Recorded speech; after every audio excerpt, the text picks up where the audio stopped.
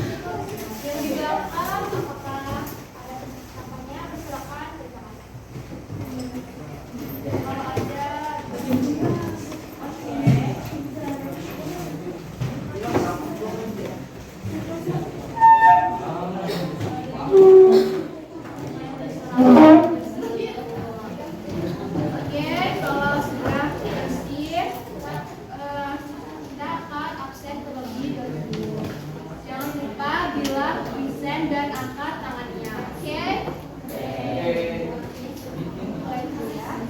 Ahmad Rahmani, present ya. Suaranya yang nyanyi biar. Oke, Ahmad Asdi.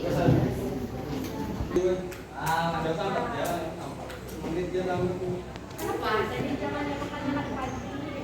Kenapa aja? Tadi Pak disebutkan waktu ada.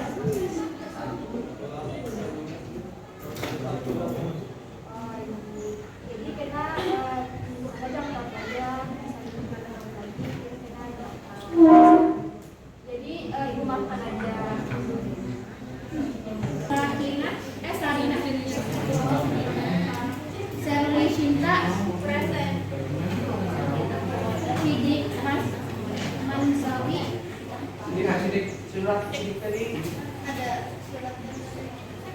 Oh, ini nggak suratnya. Berarti satu ya. Pembelajaran hari ini. Oke, semua ya.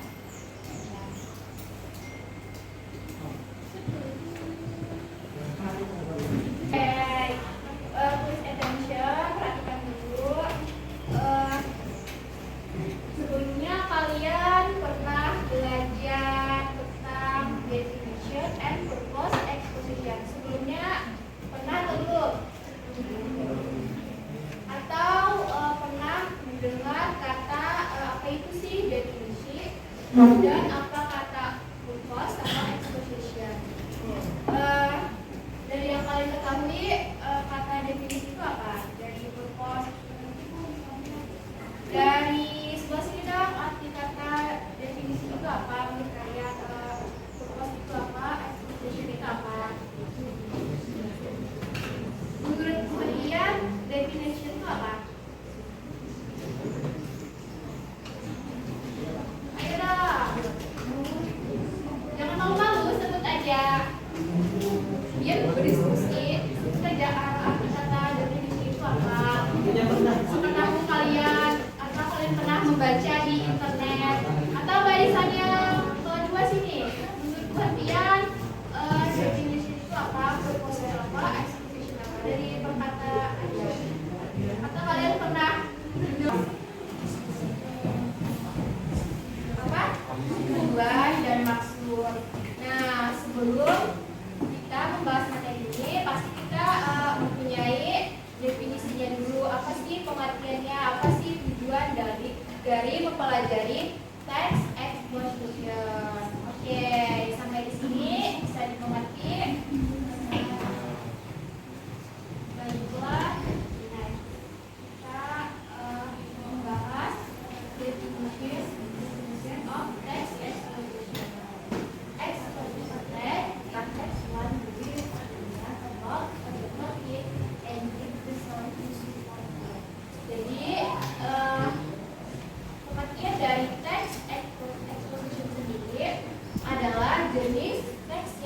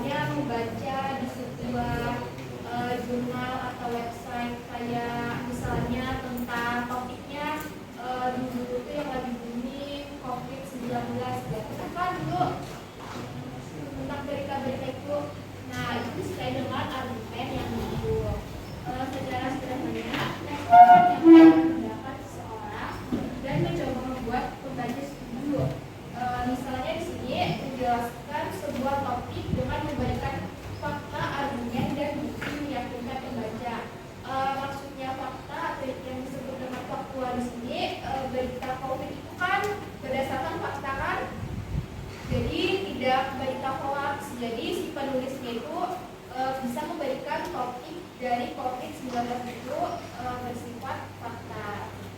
Jadi si pembacanya ini yakin bahwa topik tersebut bisa kita baca. Ada nggak contoh teks exposition selain COVID-19 apa? Misalnya tentang berita di TV itu apa? Rajin tentang berita sosial. Misalnya berita apa? Selain apa? Ya selain banjir itu bersifat fakta kan? Kalau yang banjir itu bersifat fakta bisa berupa videonya, tidak bersifat hoax. Selain banjir apa lagi yang bersifat fakta dan meyakinkan si pembaca atau pendengarnya? Apa? Kayak kebakaran hutan itu kan kayak bersifat fakta. Kalanya kejadian yang di Palestina itu bersifat fakta atau fakta? Berarti ini tadi salah satu contoh dari sedikit berdiskusikan tentang teks exposition. Positive text which record, expose, describe ideas, truths, or argument about the topic, issue, problem, or phenomena of the text. Jadi di sini ada menyebutkan masalah isu fenomena fakta. Jadi tujuan teks eksposisi adalah memaparkan suatu ide atau gagasan argumen tentang suatu topik, permasalahan atau fenomena berdasarkan fakta. Jadi di sini tuh tadi menyebutkan ada topik, ada ide, ada gagasan, terus ada masalah yang terjadi atau problem. Terus fenomena yang sedang terjadi. Ini kan banyak fenomenanya kan terjadi di sekitar kita. Terus selanjutnya ada exposition adalah teks yang berisi faktual, fakta yang digunakan untuk menyatakan suatu pendapat yang bersifat pro atau kontra. Maksudnya pro atau kontra itu apa? Setuju atau tidak setuju. Jadi si pembacanya ini berargumen ini jujur kah kada? Menurut ini sih kada. Jadi cari di info lain. Biasanya kalian membaca di sebuah artikel kan banyak. Jadi ini kita sendiri dulu bahwa ini menunjuk pro atau kontra. Di mana teks tersebut memberikan argumen yang kuat yang bertujuan untuk mempengaruhi pembacanya. Jadi teks exposition ini menggunakan argumen. Jadi si pembacaan ini bisa terpengaruh atau juga dari pendapat teman, misalnya menurut teman kamu ini beda dan jadi harus jujur. Kalau bisa tuh kayak berupa video-video itu kan asli dasar fakta. Oke, contoh dari fenomena-fenomena lain selain yang ibu sebutkan tadi apa? Dari kalian kita sama-sama diskusi. Ini namanya siapa? Dari oke, tadi maksud dari teks exposition tadi apa? Perpisahan. Oke, ibu lihat sendiri mau hadiri.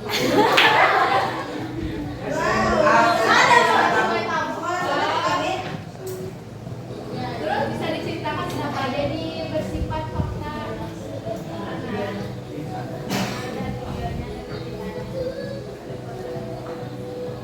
Oh itu secara film atau di berita. Oke, selamat dulu. Jadi apa? Sudah berani. Kalian tuh tetapnya kan bisa ikuti kita. Padahal Pak Ibu sudah mencari nih, maka memberi sedikit pertanyaan-pertanyaan. Kan saya bukan biar tadi paham. Jadi siram sore ya. Oke, menurut pembahasannya ini apa? Ini kan tentang example of analytical exposition. Menurut pemahamannya apa ini sini? Ini tadi sudah dijelaskan kok, jadi dia menjelaskan ulang aja berupa objek yang ditampilkan berupa fitur gambar. Menurut dia ini tentang apa? Tentang olahraga. Tentang olahraga. Oke,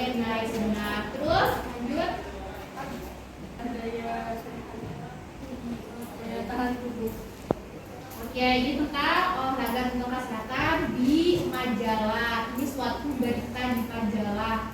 Oke, kalau gambar ini apa nih? Gambar yang gambar 3 ini gambar apa? Tentang yoga atau lari atau apa?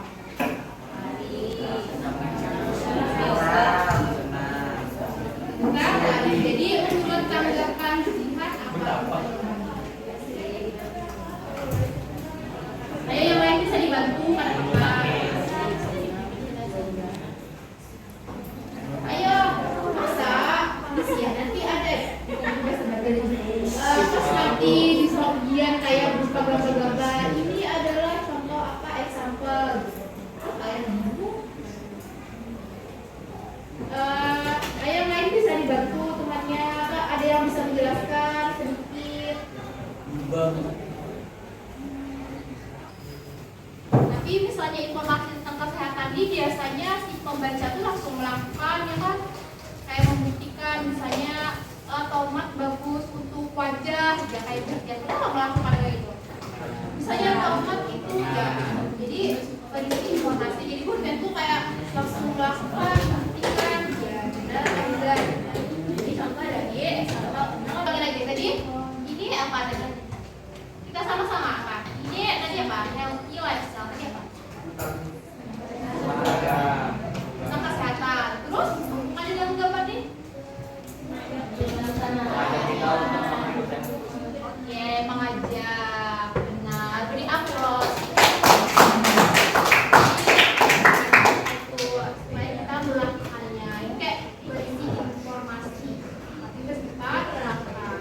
Tapi kalau yang tentang kalimat tadi informasi juga, tapi mungkin jangan mengikuti.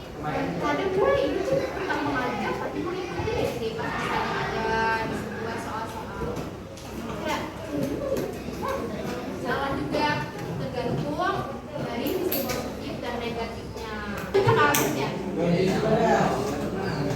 Ayo majuannya dong ada apa? Kita sama-sama. Ayo maju. Atau dibaca di sini cepat. Karena ini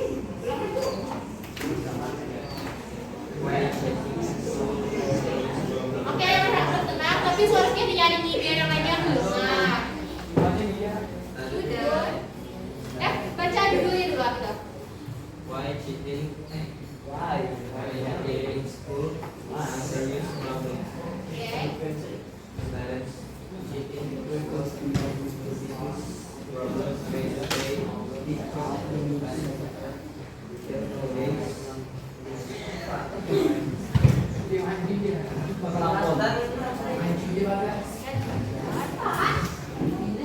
Sampai mana? Sampai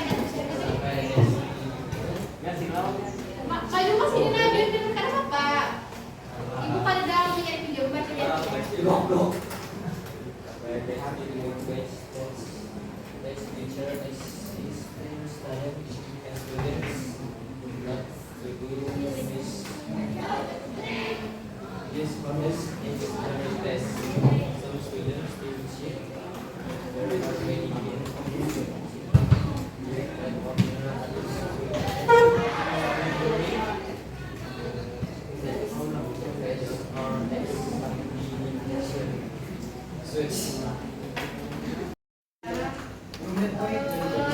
Please attention, perhatikan dulu.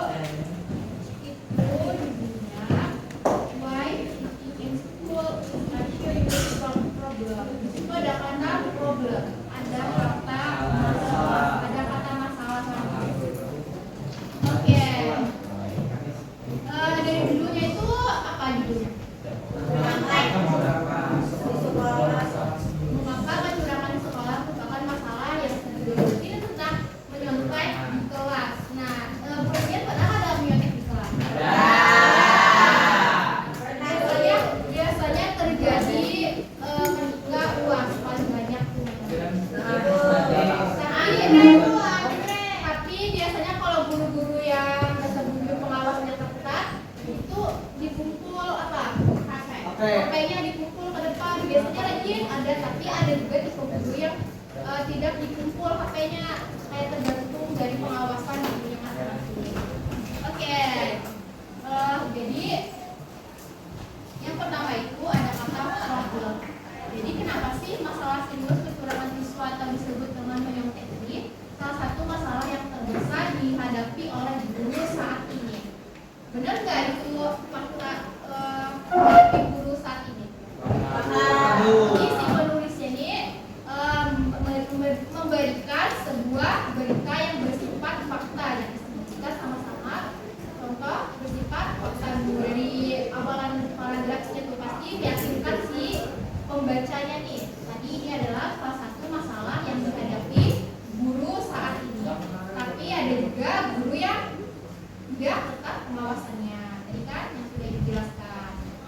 Terus jadi meskipun guru itu sudah menasehati, tapi masih saja si siswanya itu melakukan kecurangan.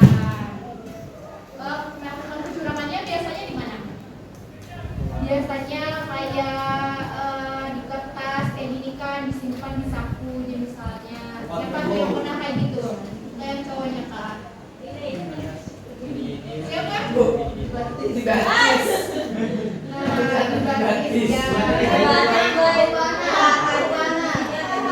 Biasanya selain di kaki di mana lagi? Jadi penjelasan konsep teori ini walaupun banyak tadi kan misalnya gurunya sudah menghimbau solusinya di akhir memberi saran itu yang di akhir. Jadi oleh karena itu dengan kecurangan masalah serius ini pihak sekolah akan bekerja sama dengan guru meminta saran. Tadi kan konsep teori tadi memberi saran bagi si pembacanya agar tidak melakukan menyontek. Tapi tetap kayak menyontek. Oke, sampai sini apakah ada yang ditanyakan? Jadi sedikit dijelaskan lagi dapat disimpulkan. Jadi naratif tadi apa? Kita tadi memberi informasi dan mengajak dan melakukan suatu tindakan. Tapi hal-hal yang positif seperti salah satu tadi kan kesehatan, olahraga tadi, berisi informasi. Terus kalau kita ini sama-sama berisi informasi juga, bersifat faktual, bersifat fakta. Tapi bedanya konten teori ini kayak lebih memberi saran. Tapi banyak yang tidak mengikuti. Kayak tadi no smoking, jarang merokok. Kalian membacanya kan? Cuman kayak jarang mengikuti. Kayak langsung membaca aja, tapi ada yang melakukan. Sama kayak ini contoh yang dicerita konten teori ini masalah serius menyontek ke kelas. Banyak yang tidak melakukan. Banyak yang melakukan menyontek ke kelas. Oke, sampai di sini apakah ada yang ditanyakan mengenai tentang teks eksposition? Tadi dibagi menjadi dua, analytical dan quantitative. Oke, sampai di sini apakah ada yang ingin ditanyakan? Sebenarnya penjelasan